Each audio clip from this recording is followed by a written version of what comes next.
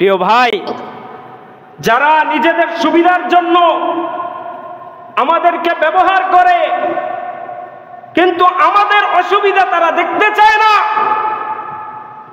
যারা নিজেদের সুখের জন্য আমাদেরকে ইউজ করার চেষ্টা করে কিন্তু আমাদের দুঃখের সময় আমাদের পাশে দাঁড়াতে পারে না, উল্টো আমাদেরকে নিয়ে ঠাট্টা বিদ্রুপ করতে থাকে, এরা আর যাই হোক আমাদের বন্ধু দেশ হতে পারে না। কথা বলেন ঠিক কিনা? ভারত যেটা করলো সেটা কোনোদিন ভ্রাতৃত্ববোধের পরিচয় বহন করে না। কথা বলেন ঠিক কিনা?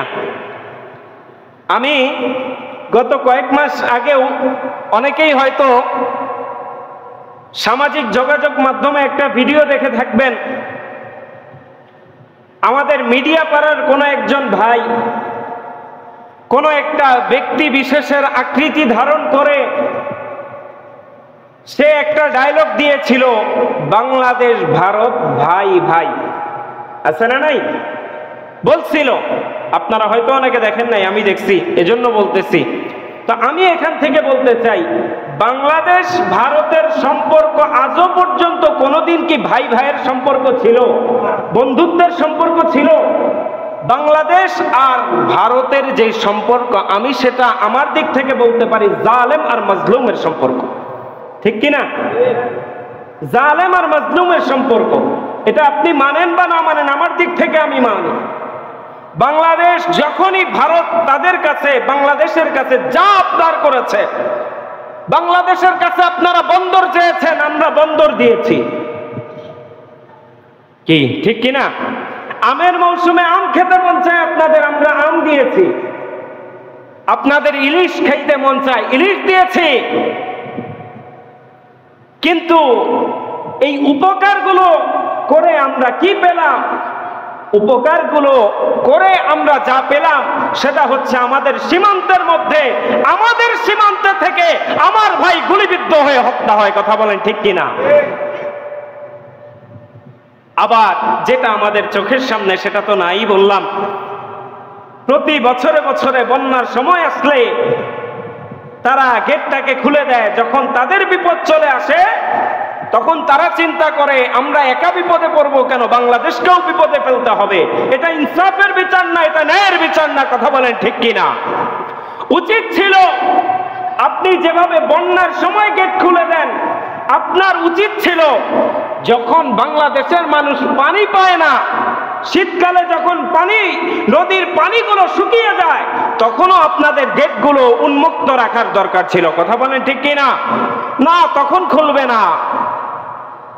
তখন খুললে তো আর নিজেদের সুবিধা পাওয়া যাবে না। প্রিয় ভাই, যারা নিজেদের সুবিধার জন্য আমাদেরকে ব্যবহার করে কিন্তু আমাদের অসুবিধা তারা দেখতে চায় না, যারা নিজেদের সুখের জন্য আমাদেরকে ইউজ করার চেষ্টা করে কিন্তু আমাদের দুঃখের সময় আমাদের পাশে দাঁড়াতে পারে না, উল্টো আমাদেরকে নিয়ে ঠাট্টা বিদ্রুপ করতে থাকে, এরা আর যাই হোক আমাদের বন্ধু দেশ হতে পারে না। কথা বলেন ঠিক কিনা? এটা বন্ধু দেশ কখনোই হতে পারে না। এজন্য প্রিয় ভাই ও বন্ধুরা, আমি স্পষ্টভাবে কথা বলতে চাই, বাংলার মানুষ সজাগ হয়ে যান, সজাগ হয়ে যান। আমাদের মধ্যে ভ্রাতৃত্বের বোধ তৈরি করে দেন। আমরা সকলে ঐক্যবদ্ধ থেকে, প্রত্যেকটা দেশের কাছে একটা দুর্বল জায়গা থাকে, থাকে না ভাই?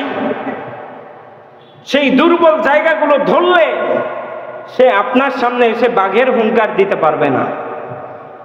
যেমন ভারতের দুর্বল জায়গাগুলো আমরা বের করতে পারছি না, বা দুর্বল জায়গাগুলো খোঁজার চেষ্টা করছি না, যার কারণে ভারত আমাদের সামনে বাঘের মতো হুঙ্কার দেয়, কিন্তু একই ভারত পাকিস্তানের সামনে গিয়ে কুকুরের মতো ঘেউ ঘেউ করে। কথা বলেন ঠিক কিনা? আবার এই একই ভারত চীনের সামনে বিড়ালের মতো আচরণ করে। কথা বলেন ঠিক কিনা? তারা আমাদের এই বাঙালির মতো গাফেল না, উদাসীন না।